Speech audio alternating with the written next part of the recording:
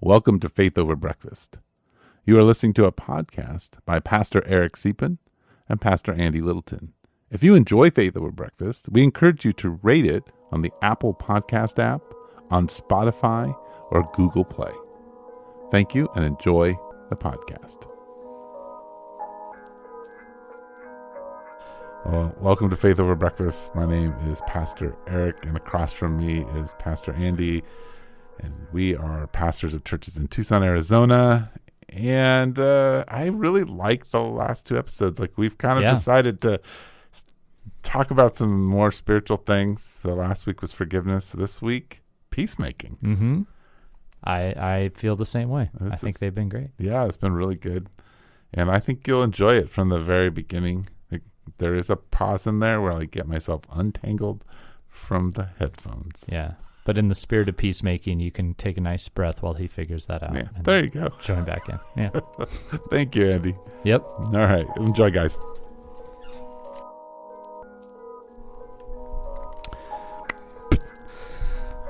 Well, Eric, hi. I'm going to adjust my headphones. And, okay.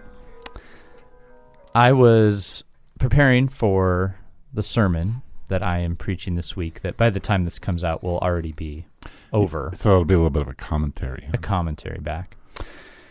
Listener's commentary. A listener's commentary on the beatitude of blessed are the peacemakers. And in our discussion with our team leading up to it, the first thing that came up was, we need to figure out what this looks like, because there's a lot of versions that this must not mean, such as we tend to think of peace as avoidance or tranquility.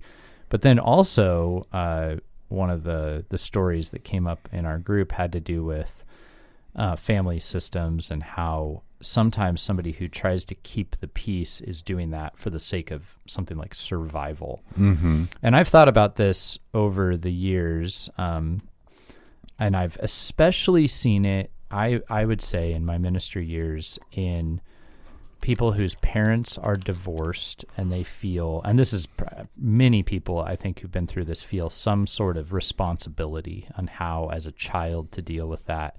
But I've also seen it in people who had parents who were, alcoholics, or there was some really intense dynamic going on. And probably to some degree, we all could understand this, like this role we take as children that makes us maybe distorts our view of what Jesus calls us to when it comes to making peace. Right. And so, in a true faith over breakfast fashion, I'm now thinking, Eric's thought a lot about family systems and such things. I'd like Eric's input on this. What have you? Is the peacemakers, and how we distort that based on our story. So, yeah. Well, I mean, you were already talking about family systems that are broken, and children don't usually try to. Well, especially if they're not. They're trying to survive. Yeah. So peacemaking is one of the ways you survive. Yeah. And when we think about peacemaking, it's usually appease mom. Yeah. Or appease dad. Yeah. Right. It's that kind of, make sure so it can become even caretaking. Yeah. Or becoming the good kid so nobody gets angry, like you're not the cause of things. An image that came to my mind that I want you to hear as you think about this was, there's the appeasing, and you're going to have a lot more to say about this. No, it's fine. I'm just interjecting. No, as in the last podcast, I forgive you. Thank you. Thank you. I thought about a light bulb and how you have the two metal poles and the filament between the poles that lights up. And I was thinking about how I think sometimes a child or a person can feel like they need to be the light. Like they need to be the one that either, if the two can't stand together, that they have to somehow be okay. Or love the two parties so that there's still love. Right. Or communicate with the two parties so there's still communication, be the go-between, right? But the problem with the filament of a light bulb is it at some point burns out. Yeah. Okay. So anyway. Well, no, I think older children, firstborns tend to be that way a little bit. I think in those situations,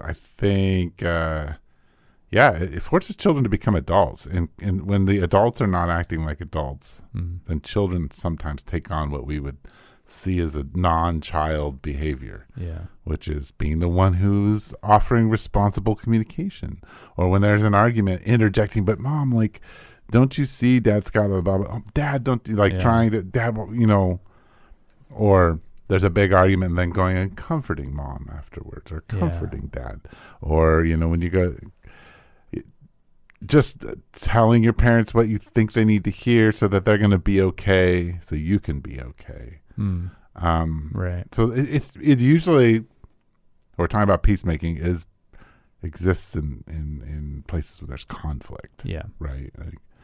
Or perceived conflict anyway. Mm-hmm. So, I think the interesting thing is what actually is Jesus talking about when he talks about peacemaking. And that is what I want to talk about. And also, how can we re-examine what feels like peacemaking to us as we wrestle with our stories? Because I think I would assume, I don't mean this as a critique, though my parents weren't divorced. I don't mean it as like, oh, those people, because I think every family has some of these dynamics. I know in my and in my child's life, there have been dynamics of this nature, because we're all broken and we all struggle and we all stray away from what you might call peace. Yeah. But it feels like our view of what Jesus says gets distorted because of our stories. So yeah, what would you say Jesus is? Well, let's just go from last week's forgiveness podcast. You very quickly made a contrast where Paul is basically in Ephesians 4 really encouraging the language you use, the way you interact with people. It's got to be for building up and strengthening. It's a very proactively kind movement. Yeah. And then you were like, oh, and then he turns and says, Peter. And he makes a public scene for Peter because Peter's sitting with the Jews and not the Gentiles, and he's creating conflict. Yeah. And so sometimes the peacemaker is a person who puts things back to the way they should be, or at least points out that they should be different. Yeah. Or it doesn't allow for everyone to just capitulate to things. On the other side of it, I think peacemakers, it's more about who you are, the way, what you actually think needs to happen. I've been around people who are peacemakers and they're just so stinking calm. They're not passive. Yeah. They're calm. There's something about them where you're like, I want to be around you. Yeah. You seem centered and they seem grounded. Grounded. Very good. Yeah. Well, one of my discoveries is the word that Jesus uses. I'm just going to be curious to ask about that. Yeah. And it actually, I cannot recite it right now on the fly. That's okay. But I do know this. It's the only place in the Greek New Testament or the Greek Old Testament where the word is used. That's interesting. So it's pulled out of side of... It's a Greek word, but it is not anywhere else used to describe something in Scripture. It is significant. Well, the writer is trying to get at what Jesus was saying. Yeah. Probably Jesus said it in Aramaic.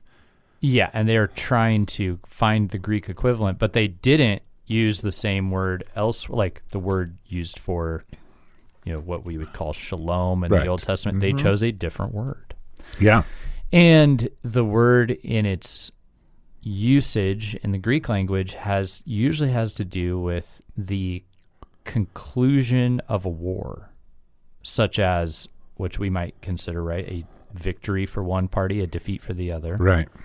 You could view it as some form of treaty, but it doesn't always mean a treaty. Sometimes it's just the it's over. It's like absence of conflict is sort of built up in the Greek. Yeah. But specifically the context of it is at the end of war. Right. And so I'm still working that out, but there is something of an assumed tension that is concluded. Yeah. And then, when Jesus says, blessed are the peacemakers, the second half is they will be called sons of or children of God. There's an argument as to which one it should be, which is actually an argument worth having. It's an interesting one because there's something about the idea of sonship ties back to the concept of Israel as God's son in the Old Testament. So it's not as simple as like, gender inclusivity. If it's thematic to being Israel, then yeah. Yeah. I can't. I think children of God is trying to get at that there is an inclusiveness in it. It is. But it does not. This is a positional thing. Heir, sonship, chosen one, which is so there's position there that these people hold, and that position holds authority. Yeah, and that's what it's trying to get at. Interesting that at least if we just played with the English, maker is an interesting thing because maker does have that like active and you're making peace. Yeah. And sometimes when I think of that in a modern way, I think of it as, we get together with a mediator and we come up to some, agreement that we all can live with and we've made peace. Yeah. But that I don't think is what we're getting at here. No. Jesus is getting at. Well, and then when you think about that, children of God or sons of God, if that is alluding back to Israel, the journey of Israel is that they are a people that are made in God's image. That's why they're called God's son. That's why Jesus is called the Son, because he is the culmination. He is the ultimate Israel. Mm-hmm. He is the true Israel. But part of that is that they are to be at peace with God. In order to bring peace. But that peace also puts them in natural conflict. Mm-hmm. And Jesus does go on to say things like, I did not come to bring peace, but a sword. Mm-hmm. And in my study, it's evident that the sword is going to be a persecution sword, which is where the Beatitudes go. So it doesn't mean I came to give you a sword to wield. It is, I because of aligning with me, of being my son, of being my heir, others will bring out their sword, is what it means. And that's true of Israel to some degree. There is some active displacement in the Israel story. Right. And I think we're supposed to think back to that. The language points us back to that and to ask, so what does it mean if was the nation of Israel peacemakers in the Old Testament? That could be hotly debated. Right. And if so, how? And what could we learn from that? Interesting. Anyway, that's where my head's at. Well, and I mean, you could even go back as far as the garden and say Adam is the son of God. Like, yes. I mean, like, right. So it's an Adamic Israel position. Yeah. Like, so you have it all. Like, there's always in the scripture a son of God. Yeah. Yeah. And I think that's a high honored position. So what does that mean? Like, I think it's a posture that you have towards evil and a posture you have towards forgiveness, like we talked about. Yeah.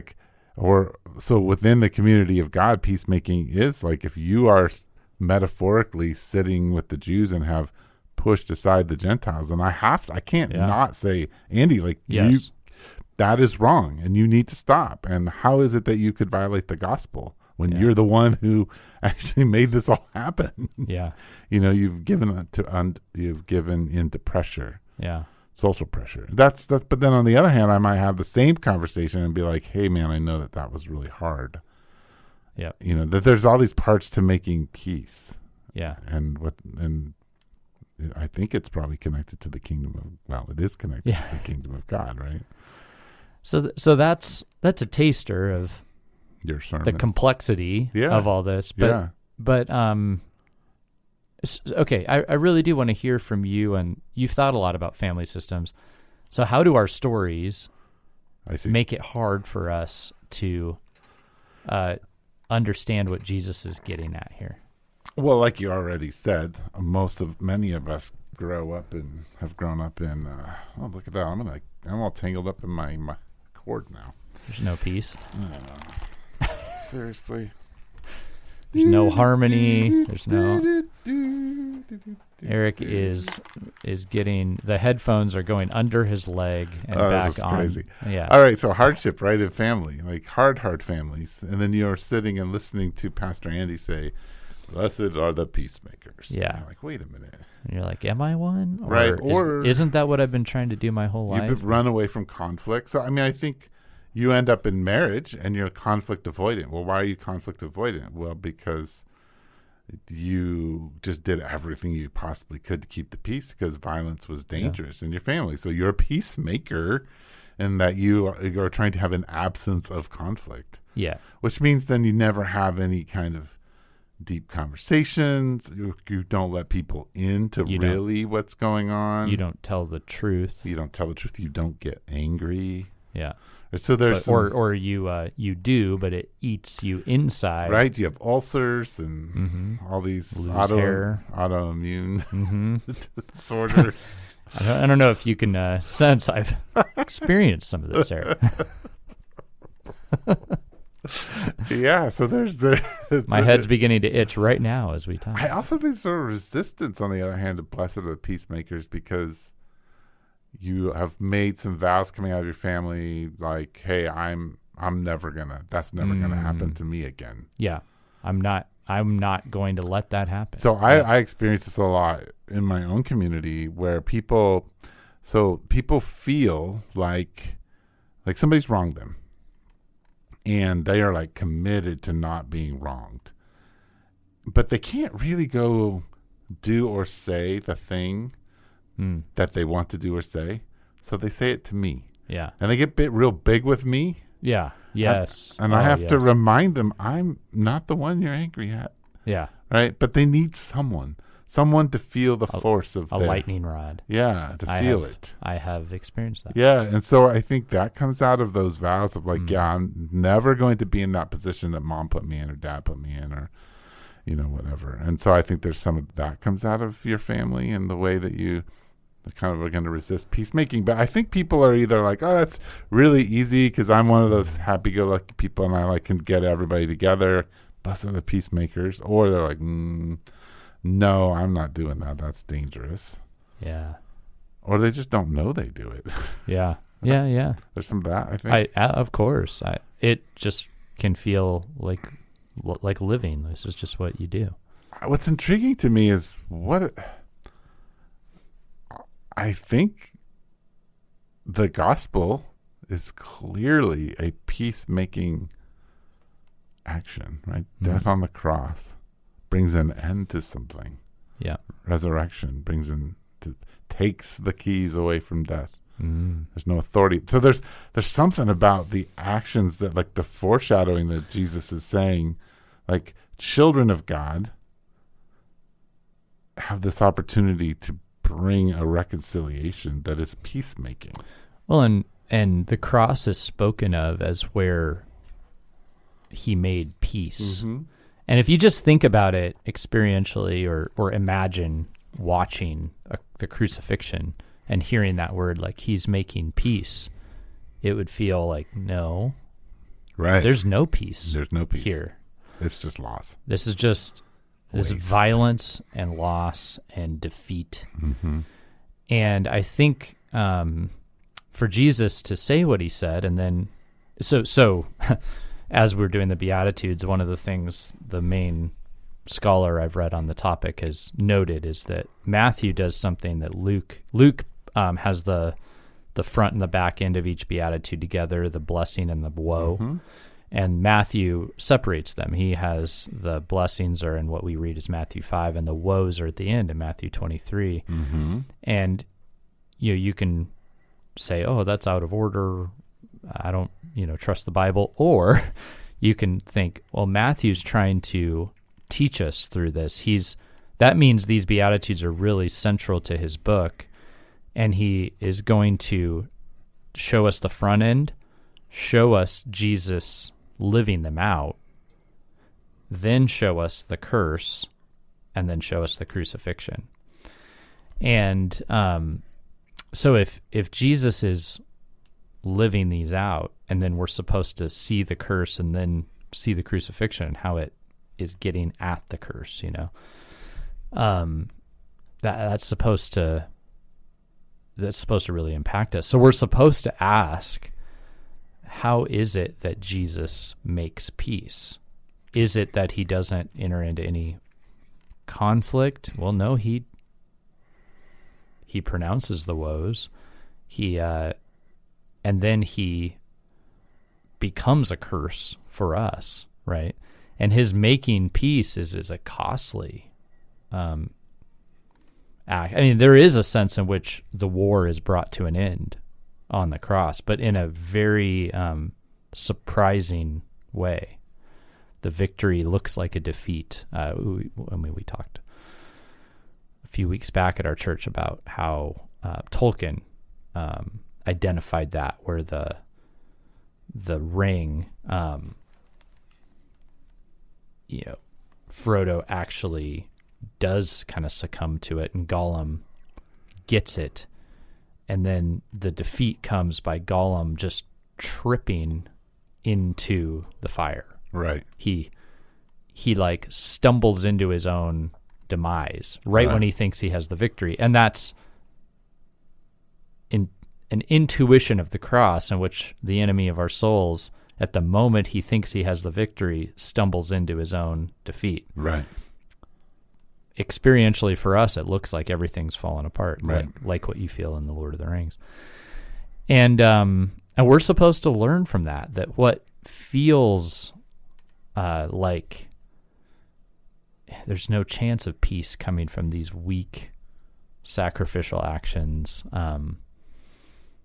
Or for that matter, confronting powers that you have no ability to overcome. I mean, Jesus, the powers he confronts, he's through confronting the scribes and the Pharisees, he ends up in the halls of Rome. He has no chance, right? Theoretically, yes. Yeah, that's how it seems. Like, he's not going to bring peace by being silent before Pilate. So it's not that he's not confronting. He is. Yeah. He's confronting in a way that feels like there's no way. That's exactly how he wins. That's how he brings an end to the war. We tend to like to confront utilizing the tools that feel like they're secure. Yeah. There's no way this will lose. I've got everybody on my side. Right. Lots and lots of money. Yeah. Yeah.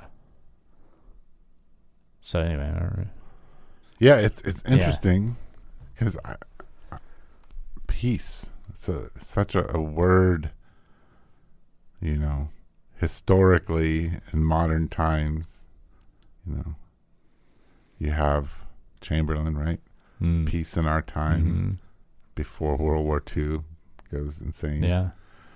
Like what is it? Like, what exactly is peace? Like, I don't think our brains register right it. Yeah. The shalom ideal of the Old Testament is likely in mind, even though it's not this word. And the same commentator I'm reading, which is Daniel Daly, I've really enjoyed his book, Ideal Disciples, by the way. But he points out that shalom has this wide variety of meaning, but that doesn't mean it means everything all the time. It means that it contextually can mean a lot of things. So that's kind of, and I think is a helpful way of thinking about it. So one of the things that was eye-opening for me in the word shalom is that in general, what was understood when I said to you, shalom, Yeah. as I was saying, as it was in the garden to you. Yeah. Because it's the only place, the word, Yeah. peace is not used in the garden because the garden is peace. It's harmonious. Yeah. It's I mean, you could say the garden is full of potential and growing. So, I mean, maybe there's some Yeah. kind of element of peacemaking as garden making. Like it is a restoration of relationship to God and with God. So I feel like, yes, a peacemaker is a son of God because they're in deep relationship with God, and that's how they're at peace with God. Therefore, they are able to make peace. They understand what peace is. Stay with us. We'll be right back. What does it mean to live a life of faith? What does it mean to live as a Catholic Christian? Hi, this is Bishop Kevin Sweeney, host of the podcast Beyond the Beacon. Join me as we unravel and discuss the mysteries of our faith, of the church, of living as Catholic Christians. Be inspired by engaging interviews with priests and seminarians, deacons, religious, women and men who live the life of faith day by day here in our Diocese of Patterson, in food pantries and classrooms and parishes and ministry. How is God working in their lives today? How is God working in our lives? Join me as I ask them and be part of the conversation on Beyond the Beacon. Listen and follow Beyond the Beacon wherever you get your podcasts or watch it on my YouTube channel. Please check the show notes for more details. Thank you and God bless you. I'm thinking about that kid in the house where the parents are a mess. Mm-hmm. And that is who we're speaking to, adults who are that kid, right? Mm-hmm. Even ourselves.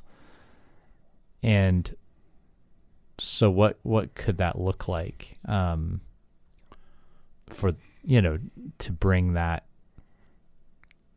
to garden in the midst of conflict?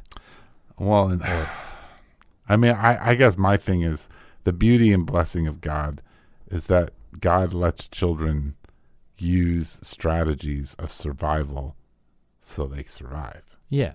Yeah. It's not like you did the wrong thing by trying to survive. And I don't know. Yeah. So as the child, I'm like, well, you survived. And I don't know if there's anything else you could have done. Sure. The adult, on the other hand. Like now we're growing up and living out of that. Yeah. Well, you're not the kid. You don't have to survive. Yeah. Like in some ways you have a new power. Like you didn't have power. I mean, maybe if you got your wits with you and you were 13, 14, you can start making some decisions and thinking through. Right. But that's rare for a kid. Oh, I feel like I've got my wits about me about age 42. 42? Yeah. Okay. I don't even know if that's true. It was last year. Last year. All right. Well, I was like, oh, okay. I kind of have my wits about me at 42. I'm just kidding. I mean, various versions of the there wits. is things about, not to sidetrack, there are things about being 40 as you turn 40 and you kind of move into it, you're like, gosh, maybe I have a little wisdom now. Like I all of a sudden feel wise in this little section of my life. I'm wise. So yeah, there's that. There's little wits about you. Yeah, I mean, I think what is the thing that Paul does all the time? He appeals to the cross. Like you can't be a peacemaker without really choosing to surrender to the peace of God. And that's a difficult process. Yeah. Yeah, I think, I don't know. I mean, I was just thinking for me, there's this constant choosing of what posture I'm going to have. Am I going to have a posture of control and panic, or am I going to have a posture of stability and rest in Christ? And those two things are always at play in my heart. In every stimulus, basically, every phone call, every conversation, every engagement, I have to answer that question. And sometimes I have to answer it when I look back at it and I'm like, oh, okay, I didn't answer that well. I need to do it, But I do, again, I'm just like, okay, but there is an active responsibility here, like maker. Yeah. I think that's something that has to be pondered. Well, Jesus does, thinking about the cross, there are a number of things Jesus does. He doesn't back down, but he also doesn't use the weapons of our warfare. So the cross is not it's not him just going, oh, well, whatever. It's a choice. Mm-hmm. But he also doesn't, go down swinging and take up the sword himself. No, in fact, he asked Peter not to. He commands him not to, yeah. That's another interesting, I didn't come to bring peace but a sword, Jesus says, but then he tells Peter, like, again with the sword, like, no, you don't bear the sword. Right. But even all that's active, right? He's not just going, well, Peter figured out. He's commanding him. But then on the cross, he cries out to God in agony.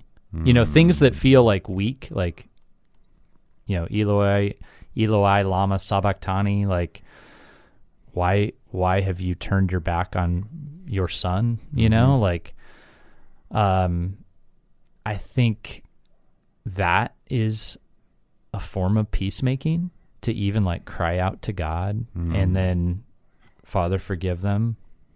Yeah, what we talked about last week. They don't know what they're doing that feels like a weak thing. So I was thinking about that kid who, their parents, they grew up in this way and survived and wouldn't have probably known that they could, maybe, what if, when you sat in your room and you cried out to God, that was when you had the most power. It felt like when you were solving the family's problems, but the most power is when you cried out to the one that had power. Yeah, no, I like, that's really good. That's really good. I think there's that posture, and then the posture of being in submission to the direction of Jesus. Like, you're a peacemaker when you know what Jesus is about. And having worked with people for a long time, when I listen to people who have lived really hard lives and they begin to tell their stories, a lot of times what I end up either asking in myself or seeing in their story, I ask myself, where were the followers of Jesus? Yes. Usually what I end up hearing is that there were a lot of followers of Jesus. Sometimes those followers of Jesus chose to step in and make peace, right? They saw distress and they acted. But what I see in people's stories is there's a lot of followers of Jesus who just didn't see. And I'm guilty of that.